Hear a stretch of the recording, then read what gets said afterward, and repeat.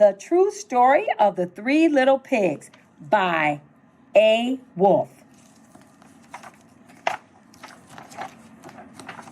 Everybody knows the story of the three little pigs, or at least they think they do. But I'll let you in on a little secret. Nobody knows the real story because nobody has ever heard my story.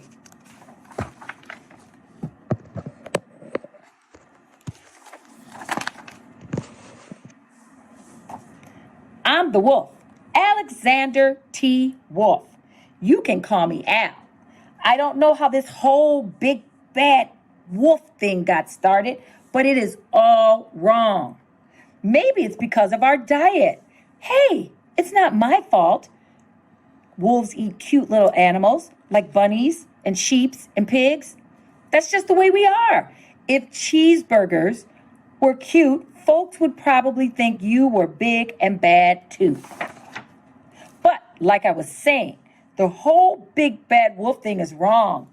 The real story is about a sneeze and a cup of sugar. This is the real story. Way back in Once Upon a Time, I was making a birthday cake for my dear old granny. I had a terrible sneezing cold. I ran out of sugar. So I walked down the street to ask my neighbor for a cup of sugar. Now, this neighbor was a pig, and he wasn't too bright either. He had built his whole house of straw. Can you believe it? I mean, who in their right mind would build a house of straw? So, of course, the minute I knocked on the door, it fell right in. I didn't want to just walk into someone else's house, so I called, little pig, let me in. No answer. I was just about to go home without my cup of sugar for my dear old granny's birthday. That's when my nose started to itch. I felt a sneeze coming on. Well, I huffed and I puffed and I sneezed a great sneeze. Well, and do you know what?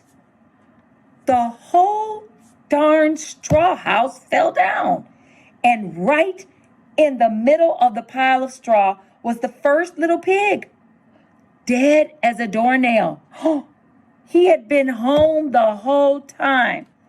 It seemed like a shame to leave a perfectly good ham dinner just lying there in the straw, so I ate it up. Think of it as a big cheeseburger just lying there. I was feeling a little better, but I still didn't have my cup of sugar, so I went to the next neighbor's house. This neighbor was the first little pig's brother. He was a little smarter, but not much. He had built his house of sticks. So I rang the bell on the stick house. Nobody answered. I called, Mr. Pig, are you in? He yelled back, go away, wolf, you can't come in. I'm shaving the hairs on my chinny chin. I had just grabbed the doorknob when I felt another sneeze coming on. I huffed and I snuffed and I tried to cover my mouth, but I sneezed a great sneeze. You're not going to believe this, but this guy's house fell down just like his brother's. When the dust cleared, there was the second little pig, dead as a doornail. Wolf's honor. Now, you know how food spoils if you just leave it out in the open. So I did the only thing I could do. I had dinner again. Think of it as a second helping. I was getting awfully full, but my cold was feeling a little better, and I still didn't have that cup of sugar for my dear old granny's birthday cake. So I went to the next house. Now, this was the first and second pig's brother.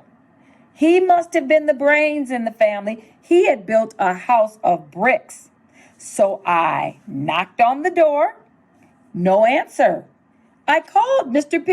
Pig, are you in? And do you know what that rude little porker answered? Get out of here, wolf. Don't bother me again. Oh, talk about impolite. He probably had a whole sack full of sugar. And he wouldn't give me even one little cup for my dear sweet old granny's birthday cake. What a pig.